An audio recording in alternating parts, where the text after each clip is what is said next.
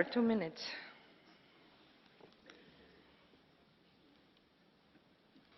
Thank you.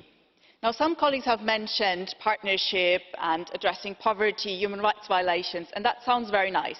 The problem is just it's not in the paper.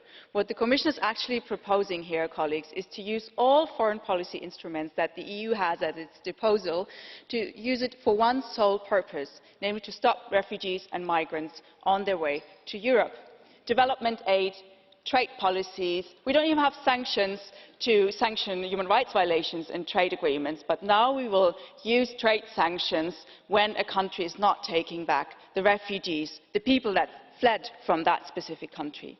The Commission even wants to give money to a country like Eritrea, where people are fleeing for good reasons, because of torture, because of forced labour, because of human rights violations. And the money is not going to Eritrea on the condition that those human rights violations would be stopped. No, the condition is to stop people from fleeing from these conditions. I really wonder what, after all of this, is left from our value-driven foreign policy of the European Union.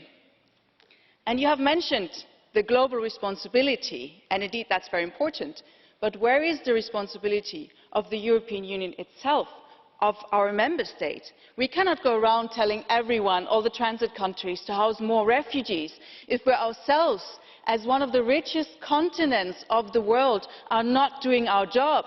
How can we tell Jordan, Turkey, other countries to house more refugees if we're ourselves not able to house a mere million? Money, even if well spent, is not enough. And on resettlement, how are you, Commissioners, going to force member states to accept a sizable amount of refugees, sizable meaning at least hundreds of thousands each year, and not the 20,000 that were promised a year ago, of which only 4,000 have actually been resettled? Where is that responsibility? I think the problem we need to address is inside the European Union. It does not help to externalise the problems and look for a solution elsewhere. We have to find the solution inside the European Union. Thank you. Thank you. Madame Ferrara, 1 minute.